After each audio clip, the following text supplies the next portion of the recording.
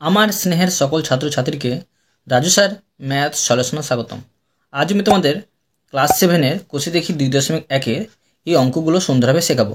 আমি তোমাদের খুব সহজ পদ্ধতিতে এবং শর্ট নেম অঙ্কগুলো শেখাবো। তোমরা পুরো ভিডিওটা ভালোভাবে দেখবে, নয়তো বুঝতে পারবে না এবং বেশি দিন মনে রাখতে পারবে না। চলো শুরু করি। তোমরা অঙ্ক বোঝার সময় অবশ্যই কিন্তু পাশে বই রাখবে, তাতে তোমাদের বুঝতে সুবিধা হবে। আমি শেখাবো তোমাদের কোষে দেখি 2.1-এর অঙ্ক লিখে নিয়েছি। এবার দেখো 1 নম্বর অঙ্কটি শেখাবো, 1 নম্বর দিয়ে দিলাম। দেখো প্রশ্নে কি করতে বলা হয়েছে। প্রশ্নে বলা হয়েছে 1 কিগ্রা চালের দাম 40 টাকা ও 1 কিগ্রা ডালের দাম 100 টাকা। চাল ও ডালের দামের অনুপাত কত হিসাব করি। এগুলো অঙ্ক আছে, অনুপাতের অঙ্ক, কীভাবে এগুলো সমাধান করতে হবে তোমরা দেখো। প্রথমে লিখে নেব 1 কিগ্রা চালের দাম। 1 কিগ্রা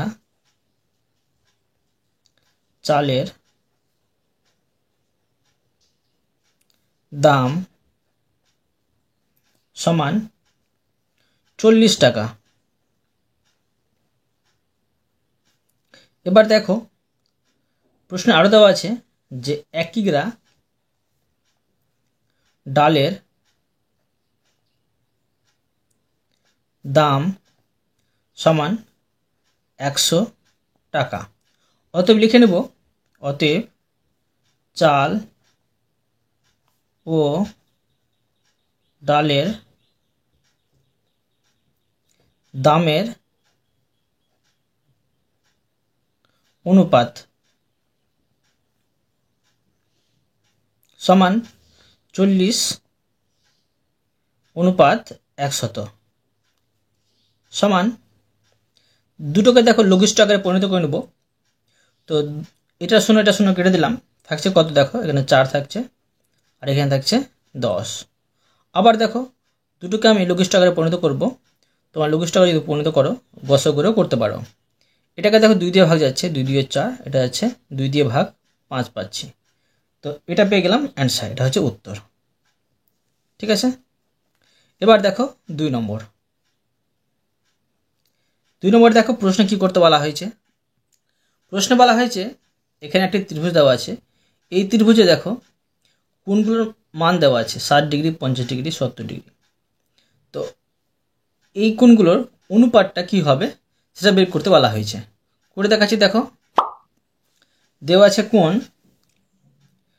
কোণ B A C is to কোণ A B C is to কোণ এ সি বি।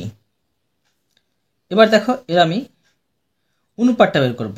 তো সমান দেখো বি এ সি বলেছে, মাঝে কি আছে এ, তো এ কোণে দেখো 60 ডিগ্রি দেওয়া আছে, সেই 60 ডিগ্রি এখানে লিখবো আমি 60 ডিগ্রি ইস টু, আবার দেখো কোণ বি এ সি, মাঝে কি আছে বি, তো বি কোণে দেখো কত আছে 50 ডিগ্রি, সেই 50 ডিগ্রি এখানে আমি লিখবো ইস টু, আবার দেখো এখানে সি আছে, তো সি কোণ আছে 70 ডিগ্রি, এখানে আমি 70 ডিগ্রি লিখবো। এটাকে আমি লঘিষ্ঠ আকারে পরিণত করে নেব। তো দুটো মানে 3টে শূন্য যদি আমি কেটে দিই তো কি থাকছে 6 ইস টু 5 ইস টু 7। বুঝতে পারলে, এগুলো হচ্ছে তোমার ডিগ্রি, এটা হচ্ছে উত্তর। বুঝতে পারলে, এবার দেখো 3 নম্বর। দেখো প্রশ্নে কি করতে বলা হয়েছে। প্রশ্নে বলা হয়েছে একটি পেন্সিলের দাম 3 টাকা ও একটি লজেন্সের দাম 50 টাকা, 50 পয়সা। একটি পেন্সিল ও একটি লজেন্সের দামের অনুপাত হিসাব করে লিখি। এখানে তো পয়সা দেওয়া আছে, মানে এই 3 টাকাকে পয়সাতে পরিণত করতে হবে, তবে কিন্তু সমাধানটা সম্ভব। করে দেখাচ্ছি, দেখো প্রথমে লিখব যে একটি পেন্সিলের দাম, একটি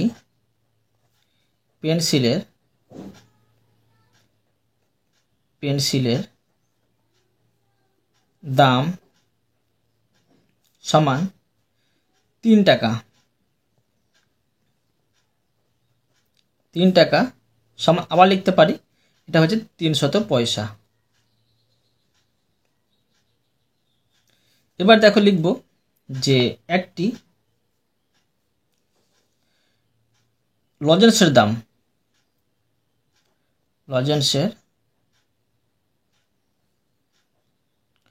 লজেন্সের দাম সমান 50 পয়সা। 50 পয়সা। এবার দেখো এটাকে আমি অনুপাতে প্রকাশ করে নেব। তো লিখব অতএব যে একটি পেন্সিলের দাম আর লজেন্সের অনুপাতটা বের করে নেব। তো এভাবে লিখতে পারি, একটি পেন্সিলের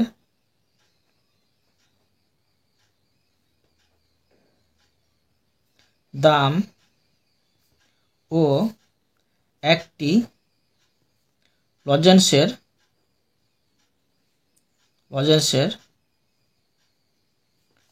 দামের অনুপাত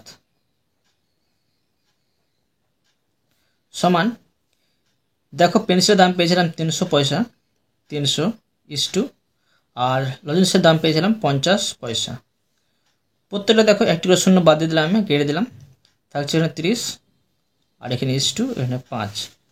আবার দেখো দুটোকে দেখো 5 দিয়ে ভাগ যাবে, এটা হচ্ছে 5 6 30 এটা দেখো পাচ্ছি এখানে 1, 5 1 5।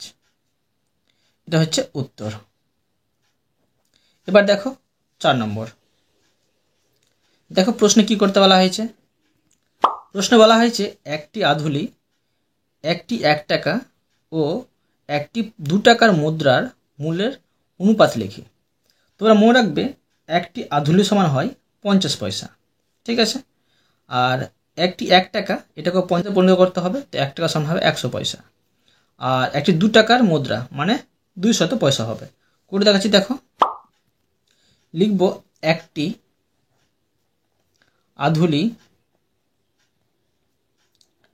আধুলি সমান 50 পয়সা।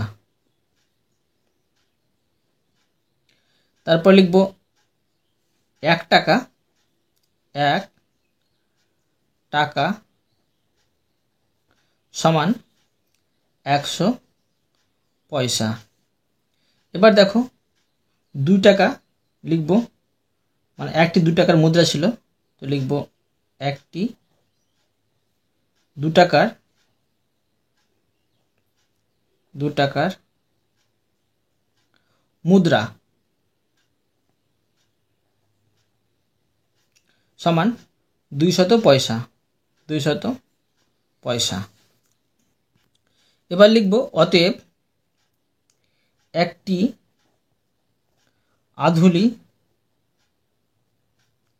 আধুলি কমা 1 টাকা, তারপরে ও একটি 2 টাকার মুদ্রার অনুপাত সমান, প্রথমে পেয়েছিলাম 50 তারপরে পেয়েছিলাম 100, তারপরে পেয়েছিলাম 200। প্রত্যেকটা দেখো একটি করে শূন্য আমি বাদ দিয়ে দিলাম, থাকছে এখানে 5, এখানে 10, এখানে থাকছে 20। আবার দেখো প্রত্যেকটাকে 5 দিয়ে ভাগ যাচ্ছে, এটা 5 1 5 5 দিয়ে 10 আর 4 পাচ্ছে 20। ঠিক আছে, এই দুটো লঘিষ্ঠ আকারে পরিণত করা গেল, করবো না, কারণ 3টেকে করতে হবে, তবে কিন্তু করা যাবে। এটা হচ্ছে উত্তর। এবার দেখো 5 নম্বর। দেখো প্রশ্নে বলা হয়েছে উমার বয়স 12 বছর 6 মাস, রাতুলের বয়স 12 বছর 4 মাস ও নূরজাহানের বয়স 12 বছর হলে ওদের 3 জনের বয়সের অনুপাত লিখি। মানে 3 জনের বয়সকে কিন্তু মাসে পরিণত করতে হবে, তবে কিন্তু সম্ভব। করে দেখাচ্ছি, দেখো লিখব উমার বয়স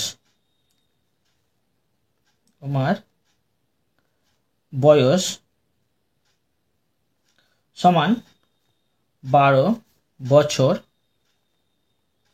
6 মাস। তো সমান দাঁড়াচ্ছে কত, দেখো সমান দাঁড়াচ্ছে 12কে, দেখো 1 বছর সমান হয় 12 মাস, তো 12কে 12 দিয়ে গুণ করতে হবে আর যোগ 6 করতে হবে। তো 12কে 12 দিয়ে গুণ করলে হয় 144 আর যোগ 6 এটি যোগ করলে হবে 150 মাস। উমার বয়স বেরোলো। এবার দেখো কমা, এবার লিখব রাতুলের বয়স। রাতুলের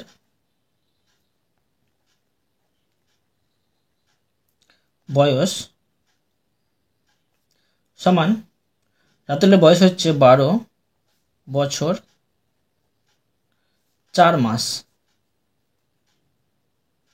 তো দেখো 1 বছর সমান 12 মাস হয়, তো 12 বছর বলেছে, তো 12 গুণিত 12 বসাবো আর যোগ 4 সমান 12কে 12 দিয়ে গুণ করলে হয় 144 যোগ 4 আর এটি যোগ করলে হবে 148। এটা হচ্ছে মাস। এবার লিখব এবং নূরজাহানের বয়স লিখব।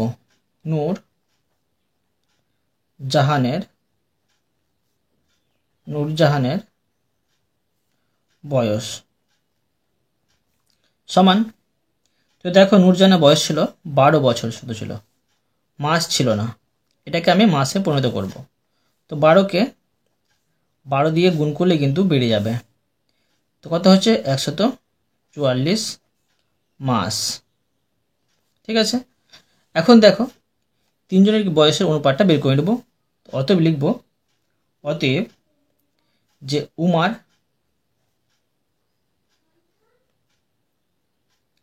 কমা রাতুলের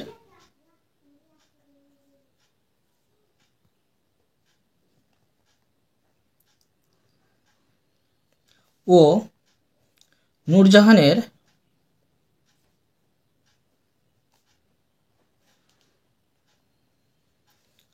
বয়সের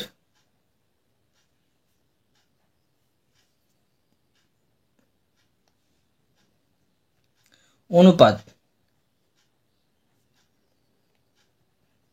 সমান, দেখো প্রথমে পেয়েছিলাম 150 ইস্টু 148 ইস্টু 144। তিনটাকে লঘিষ্ঠ আকারে পরিণত করব। তোমরা একসাথে গসাগু করে নেবে, তবে তোমরা কিন্তু সহজেই এটাকে লঘিষ্ঠ আকারে পরিণত করতে পেরে নেবে। এখন দেখো তিনটে জোড় সংখ্যা আছে, তিনটেকে দেখো 2 দিয়ে ভাগ যাবে। এটাকে 2 দিয়ে ভাগ করলে হবে 75 ইস্টু এটাকে 2 দিয়ে ভাগ করলে হবে 74 ইস্টু এটাকে 2 দিয়ে ভাগ করলে হবে 72। এটি দেখো আর ভাগ যাবে না, তিনটে একসাথে, এটা হচ্ছে উত্তর। এবার দেখো 6 নম্বর প্রশ্ন বলা হয়েছে সমকোণী সমদ্বিবাহু ত্রিভুজের কোণগুলির অনুপাত কত লিখি। তোমাদের বলেছি দেখো সমকোণী সমদ্বিবাহু ত্রিভুজটা কেমন হয়। সমকোণী কথা বলা হয়েছে, তো সমকোণী দেখো মানে 90 ডিগ্রি হবে, এই কোণটি 90 ডিগ্রি হবে, এই কোণটি, তাহলে সমকোণী হবে। আর সমদ্বিবাহু মানে দুটি বাহু সমান, এই দুটি বাহু ধরো সমান আছে, আর এটা বাহু কিন্তু সমান নেই, দুটি বাহু সমান আছে, এটা হচ্ছে তোমার 90 ডিগ্রি, এটা তোমার হচ্ছে সমকোণী সমদ্বিবাহু ত্রিভুজ। আমরা কি জানি ত্রিভুজের তিনটি কোণের মোট মান হয় 180 ডিগ্রি। যদি এটা 90 ডিগ্রি হয়, তো এই দুটো কোণের মান কি হবে, এটা হবে 45, এটা হবে 45 ডিগ্রি, আর এটাও হবে 45 ডিগ্রি। বুঝতে পেরেছ? তো এখন কি পেলাম, যে সমকোণী সমদ্বিবাহু ত্রিভুজের কোণগুলি মানটা কি পেলাম, মানটা পেলাম একটা পেয়েছি 90 আর দুটো পেয়েছি 45 45 করে। তো এটার অনুপাত আমি বের করে দেখাচ্ছি। দেখো লিখব সমকোণী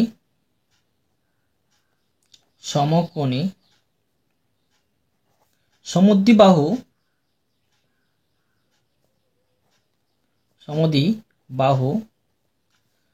ত্রিভুজের কোণগুলির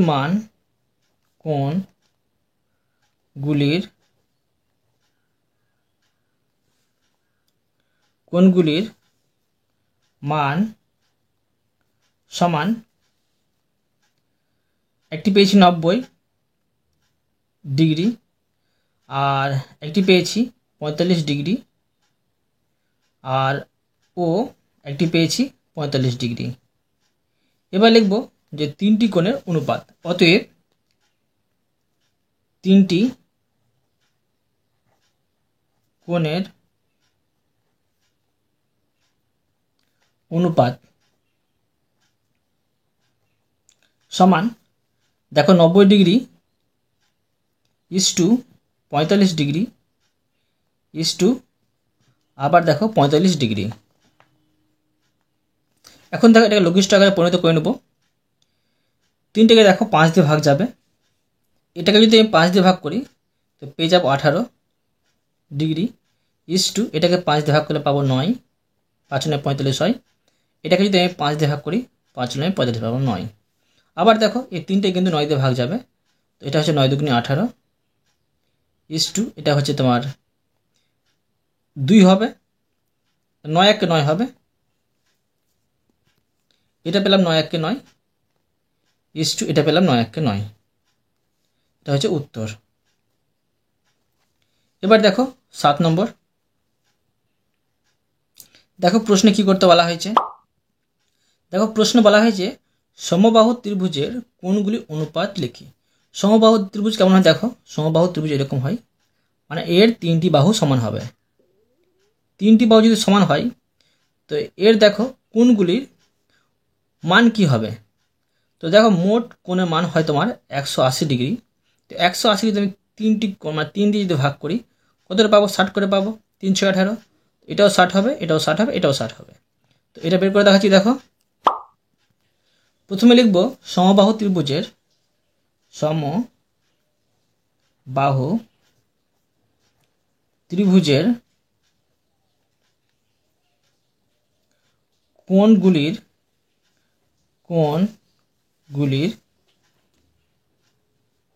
মান হলো যথাক্রমে 60 ডিগ্রি, 60 ডিগ্রি এবং 60 ডিগ্রি। এবার লিখব অতএব কোণগুলির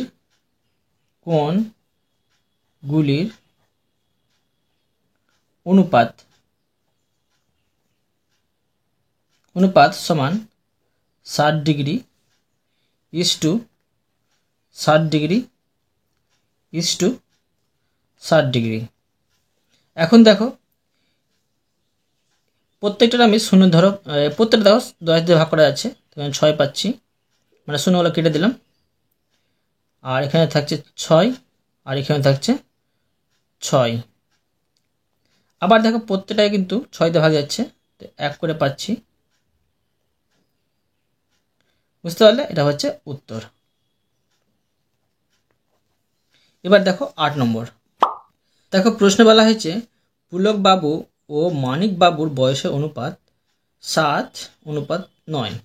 মানিক বাবুর বয়স 72 বছর হলে পুলক বাবুর বয়স হিসাব করে লিখি। এই প্রশ্নটা প্রচুর ইম্পর্টেন্ট, পরীক্ষায় প্রচুর পড়ে, তোমরা কিন্তু এখানে এটা স্টার দিয়ে দেবে। দেখো এটা কীভাবে সমাধান করতে হবে আমি করে দেখাচ্ছি, তোমরা মন দিয়ে বোঝো। প্রথমে লিখব যে পুলক বাবু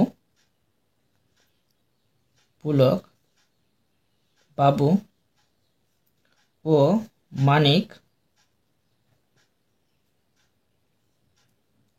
বাবুর বয়সের অনুপাত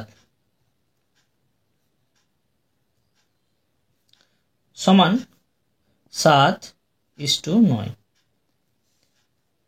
এবার দেখব যে কি হবে মানিক বাবুর বয়সটা বের করব। তো লিখতে হবে অতএব,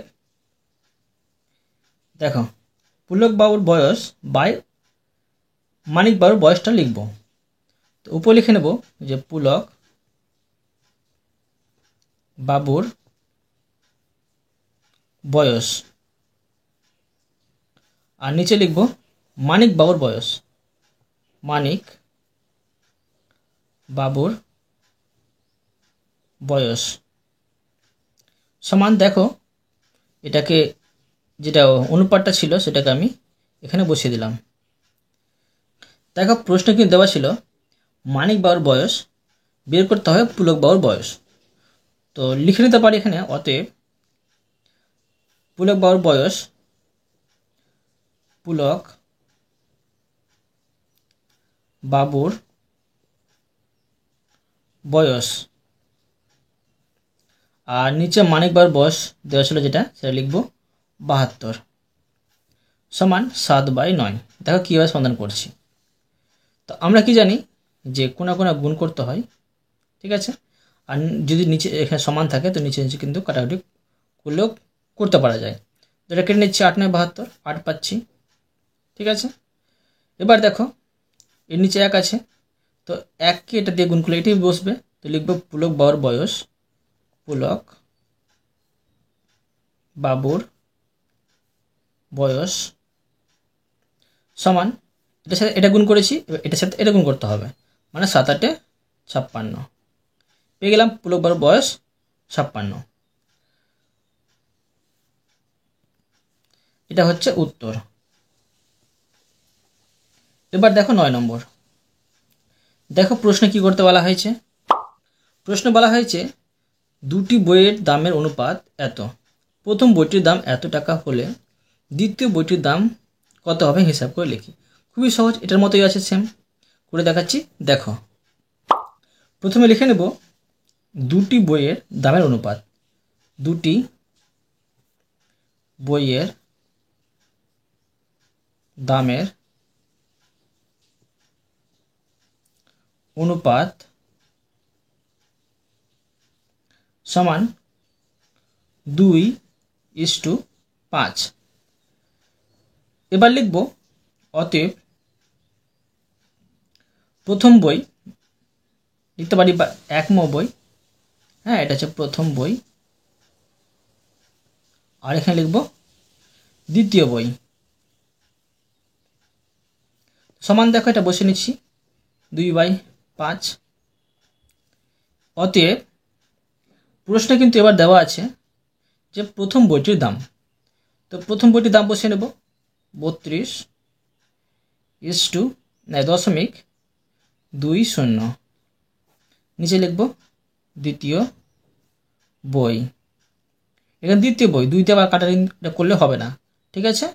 এটা সংক্ষেপে লিখেছি দ্বিতীয় বইটাকে, সমান এখানে 2/5 লিখে নেব। এখানে দেখো যে দশমিক আছে, এটা কাটাকুটি করবো না, করলেও তোমরা করতে পারো। সমান যদি থাকে উপরে উপরে কাটারে যায়, আবার নিচে নিচে কাটারে যায়। আর যদি সমান না থেকে গুণ থাকে তখন কিন্তু উপর নিচে বা কোনা কোনা কাটারে যায়।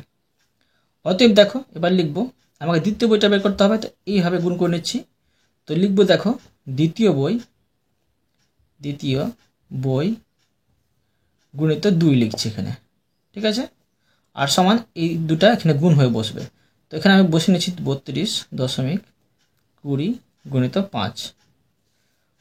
এবার দেখো অতএব দ্বিতীয় বইটা আমি বের করবো, তো লিখে নিতে পারি যে দ্বিতীয় বই, এখানে এবার আমি পুরোটা লিখে নিচ্ছি, সংক্ষেপে লিখছি না। দ্বিতীয় বই সমান,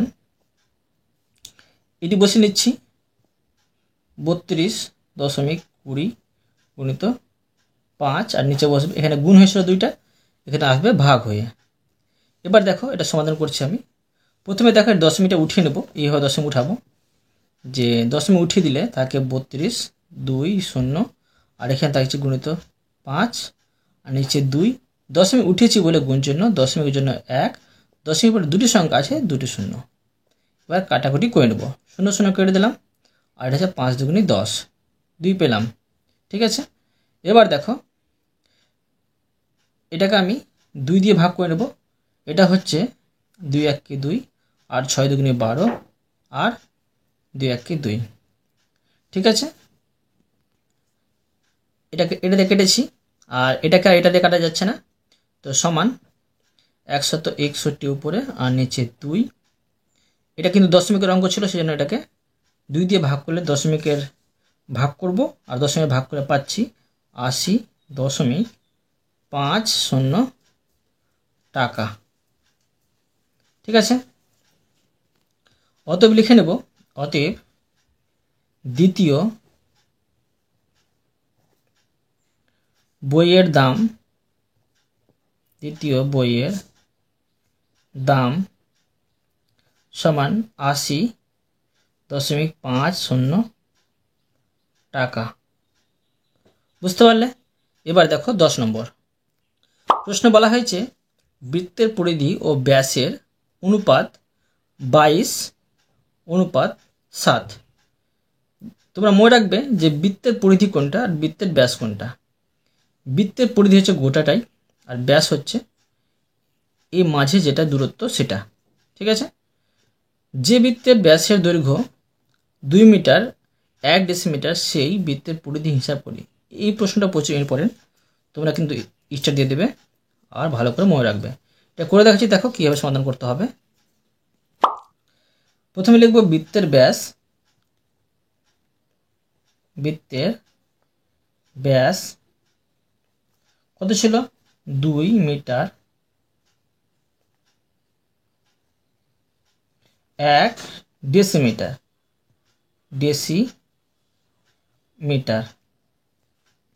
তো এটাকে দেখো ডেসিমিটারে প্রকাশ করতে হবে।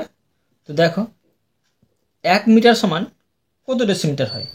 1 মিটার সমান 10 ডেসিমিটার হয়। তো 2কে 10 দিয়ে গুণ করতে হবে, আর যোগ 1, এটা হচ্ছে 20, আর যোগ 1 মানে এটা হচ্ছে 21 ডেসিমিটার।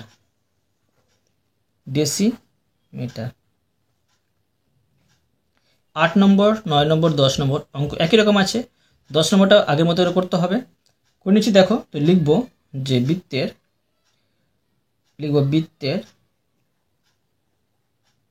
পরিধি, এটাকে আগে তো সমাধান করলাম। তো দেখো বৃত্তের পরিধি ও বৃত্তের ব্যাসের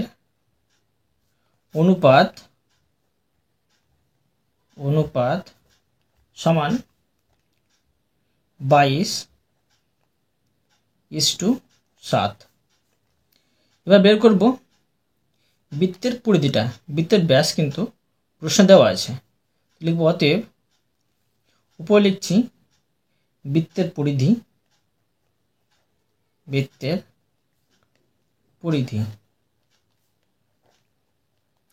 নিচে লিখব বৃত্তের ব্যাস। এটা অনুপাতটাকে সাজিয়ে নেব, উপরে হচ্ছে 22 আর নিচে 7। অতএব বৃত্তের ব্যাস কত পেয়েছি? 21 ডেসিমিটার পেয়েছি। তো বৃত্তের পরিধি বের করতে হবে। তো বৃত্তের পরিধি আর নিচে লিখব 21, বৃত্তের ব্যাস যেটা পেয়েছি। উপরে লিখলাম 22 আর নিচে লিখলাম 7। এটাকে আবার কেটে কেটে আমি ছোটো করে নিতে পারি। যদি কাটাকুটি যায় তো 3 7 21 আর নিচে থাকছে 1। এটার সাথে 1 গুণ করলে হবে বৃত্তের পরিধি হবে। তো লিখব বৃত্তের পরিধি। ঠিক আছে? বৃত্তের পরিধি। যদি এখানে 2 থাকতো আবার কিন্তু গুণ চিহ্নে 2 বসাতে হতো। ঠিক আছে? 1-এর কোনো মূল্য থাকে না, সেজন্য বসালাম না। এবার 22 কি 3 দিয়ে গুণ করলে হবে 66। কত পাচ্ছি? 66। বৃত্তের পরিধি 66 ডেসিমিটার। কিন্তু প্রশ্ন দেওয়া ছিল কত কি? যে মিটার আর ডেসিমিটার দেওয়া ছিল। তো এটাকে আমি মিটার আর ডেসিমিটারে প্রকাশ করব। প্রথমে দেখো মিটার ডেসিমিটারকে 10 দিয়ে গুণ করে আর 1 যোগ করে পেয়েছিলাম ডেসিমিটারটা। তো এখন আমি কী করবো? এটাকে ভাগ করব 10 দিয়ে। 10 দিয়ে ভাগ করলে হবে এটা 6 মিটার হবে। 6 মিটার আর ভাগশেষ থাকছে 6, সেটা 6 হবে ডেসিমিটার। বুঝতে পারলে? অতএব বৃত্তের পরিধি কিন্তু পেয়ে গেলাম। এটা হচ্ছে উত্তর। এবার দেখো 11 নম্বর। তো লিখে নেব 11। দেখো প্রশ্ন কি করতে বলা হয়েছে। প্রশ্নে বলা হয়েছে আমাদের সপ্তম শ্রেণীতে 150 জনের মধ্যে 90 জন ও ষষ্ঠ শ্রেণীতে 140 জনের মধ্যে 80 জন অঙ্কন প্রতিযোগিতায় নাম দিয়েছে। অনুপাতে প্রকাশ করে দেখি কোন শ্রেণীতে প্রতিযোগী বেশি। কীভাবে এটা করতে হবে আমি করে দেখাচ্ছি, দেখো। তোমরা মন দিয়ে বোঝো। লিখব সপ্তম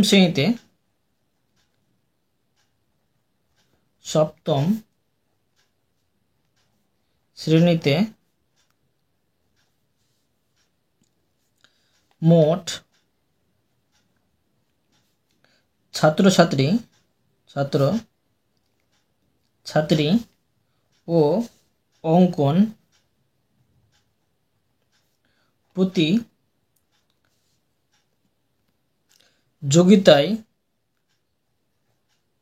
প্রতিযোগিতায়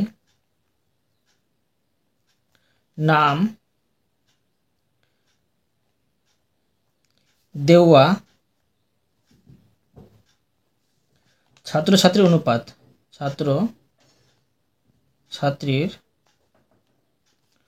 অনুপাত সমান প্রশ্ন দেওয়া আছে 150:90।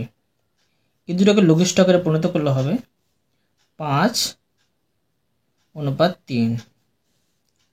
ঠিক আছে, এবার দেখো লিখব যে অঙ্কন প্রতিযোগিতায় অতএব অঙ্কন প্রতিযোগিতায় নাম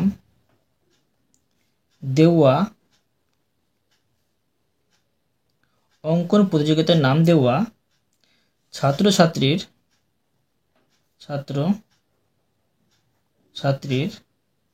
আনুপাতিক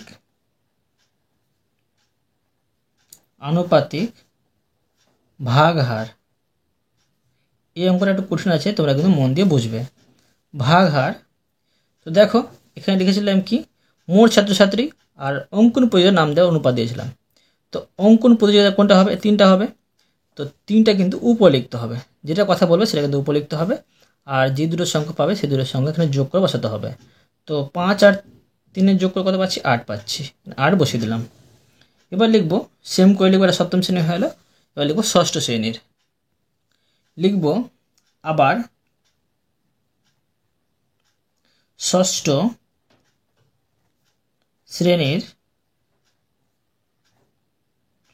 শ্রেণীর মোট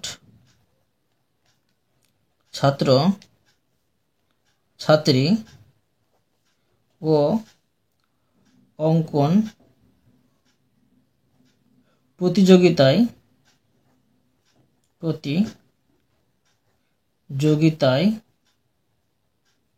নাম দেওয়া ছাত্রছাত্রীর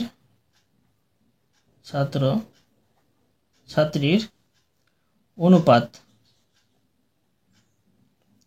সমান কত ছিল? এখানে ছিল 140:80। এবার দেখো লিখে নেব অতএব অঙ্কন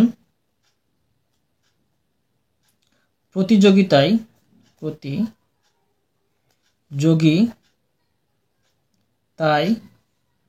নাম দেওয়া ছাত্রছাত্রীর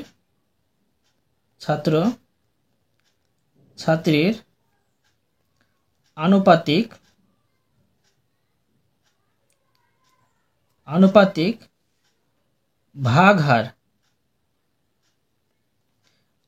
আবার দেখো অঙ্কন প্রতিযোগিতার কথা বলা হয়েছে, তো এটাকে দেখো লঘিষ্ঠ আকারে পরিণত করে নিচ্ছি। দুটোকেই দেখো লঘিষ্ঠ আকারে পরিণত করলে 7:4 দাঁড়াবে। তো 4টা উপর লিখতে হবে আর নিচে লিখতে হবে 7 আর 4 যোগ করলে 11 হবে। এবার দেখো যে দুটো আনুপাতিক ভাগহার পেয়েছি সেই দুটোকে এখানে বসিয়ে নিচ্ছি। প্রথমে এটা পেয়েছিলাম সপ্তম শ্রেণীর 3/8, আর ষষ্ঠ শ্রেণী পেয়েছি 4/11। দুটোকে কিন্তু দুটোরই হরকে সমান করতে হবে। কীভাবে সমান করতে হবে? দেখো 8 আর 11 লসাগু করতে হবে। 8 আর 11 লসাগু যাবে না, তো এটি গুণ করলে হবে 88। তো তো লিখব 8 ও 11 লসাগু, 8 ও 11 এর লসাগু সমান 88। এখন দেখো 3/8 সমান 3 গুণিত 8 গুণিত এই 88কে 8 দিয়ে ভাগ করলে 11 পাবো, এখানে 11 বসবে আর এখানেও 11 কিন্তু বসবে। এটি গুণ করে হচ্ছে 3 11 33, নিচে হচ্ছে 88। আবার এটা দেখো 4/11 সমান 4 গুণিত 11 গুণিত 88কে আবার 11 দিয়ে ভাগ করলে হবে 8, এখানে 8 আর এখানেও 8।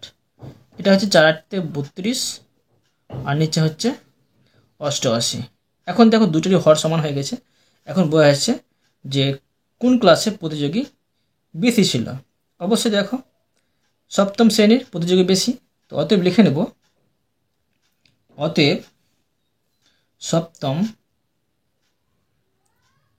শ্রেণীতে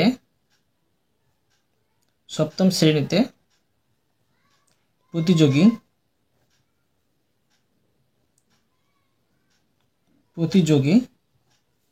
বেশি। বুঝতে পারলে? এবার দেখো 12 নম্বর। দেখো প্রশ্ন কি করতে বলা হয়েছে। প্রশ্নে বলা হয়েছে দুটি সংখ্যার অনুপাত 5:7 এবং সংখ্যা দুটির গসাগু 13 হলে সংখ্যা দুটি কী কী। এই প্রশ্নটা তোমরা অনেকেও বুঝতে পারো না। তো দেখো এটা কীভাবে সমাধান করতে হবে আমি করে দেখাচ্ছি, আর এটা কিন্তু প্রচুর ইম্পর্টেন্ট। তোমরা কিন্তু এটা দেখে নেবে স্টার চিহ্ন দিয়ে।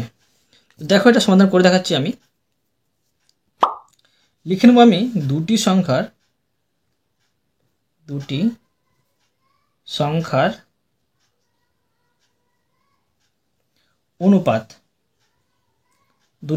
অনুপাত সমান 5:7, ঠিক আছে, এবং সংখ্যা দুটির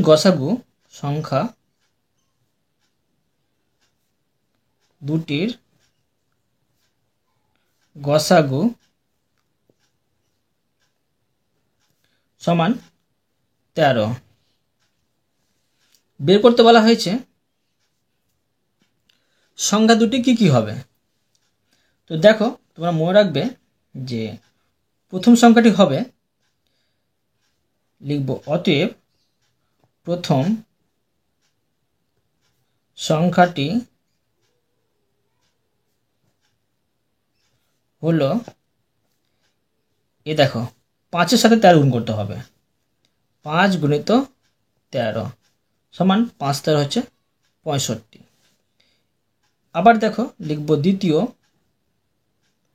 দ্বিতীয় সংখ্যাটি হলো সমান, এবার সাথে সাথে 13 গুণ করতে হলো, তবে কিন্তু হয়ে যাবে এটা দুটি সংখ্যা বের করা। বুঝতে পারলে? এটি হচ্ছে উত্তর। তাহলে এই অঙ্কটা আমি তোমাদের সুন্দরভাবে শিখে দিলাম। অতএব আমি তোমাদের প্রতিটি অঙ্ক সুন্দরভাবে বুঝে দিলাম। আশা করি তোমরাও ভালোভাবে বুঝতে পেরেছো। তবুও কোথাও যদি বুঝতে না পেরে থাকো আমাকে কমেন্ট বক্সে জানাবে, আমি তার জন্য ভিডিও নিয়ে আসবো বা অ্যান্সার দেওয়ার চেষ্টা করব। আর অবশ্যই তোমরা এই ভিডিওতে লাইক করে দেবে এবং পরবর্তী অঙ্কর জন্য চ্যানেলটিকে সাবস্ক্রাইব করে নেবে। ধন্যবাদ।